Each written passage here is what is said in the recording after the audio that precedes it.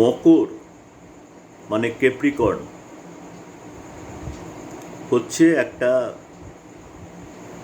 Boundary দেওয়া জায়গা। মকর রাশি কে কল্পনা করা হয়েছে একটা বাউন্ডারি দেওয়া জায়গা, যেখানে একটি পন্ড মতো আছে, পন্ড হোক লেক হোক, সেখানে একটি কুমির বাস করছে। কুমিরকে সংস্কৃতে মকর বলা হয়। তো এই যে মকর রাশি, এর একটা খুব সুন্দর গল্প আছে যে গজেন্দ্র মানে হাতিদের রাজা যখন ওই জলাশয়ে জল খেতে গেছিল, তখন একটি কুমির তার পা কামড়ে ধরেছিল, যেটা ও কিছুতেই ছাড়াতে পারছিল না। এবার অনেক চেষ্টার পরে যখন গজেন্দ্র বুঝলো যে আমার আর রেহাই নেই, আমি আর পা ছাড়াতে পারছি না এই কুমিরের হাত থেকে, তখন গজেন্দ্র নারায়ণের উদ্দেশ্যে একটি স্তোত্র পাঠ করল,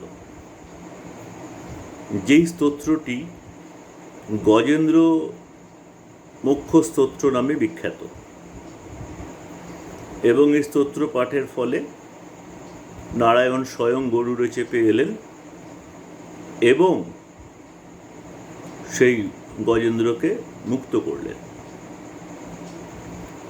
এইবার আমরা যদি এই একটি পৌরাণিক গল্প থেকে কোনো রেমেডি বার করতে পারি মকর রাশি সংক্রান্ত,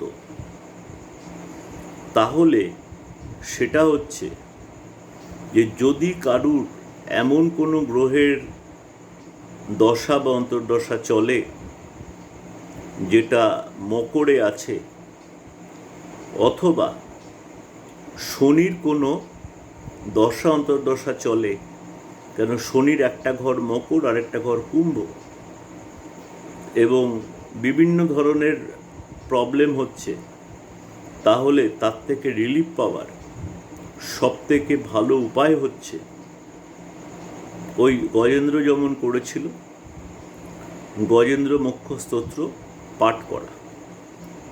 গজেন্দ্র মোক্ষ স্তোত্র পাঠের সবথেকে ভালো সময় হচ্ছে ভোরবেলা ঘিয়ের প্রদীপ জ্বালিয়ে। যারা গজেন্দ্র মোক্ষ স্তোত্র পাঠ করতে পারবেন না, তারা যদি দিনে কতকবার 3 বার হোক 5 বার হোক গজেন্দ্র মোক্ষ স্তোত্রটা শোনেন, তাহলেও কিন্তু এই মকর রাশি সংক্রান্ত, মকর রাশিতে বসে থাকা গ্রহের দশা সংক্রান্ত, শনির দশা সংক্রান্ত অনেক রকমের প্রবলেম থেকে মুক্তি লাভ করবেন। এটা একদম পরীক্ষিত এবং আপনারা করে দেখুন, নিশ্চয়ই রিলিফ পাবেন। নমস্কার।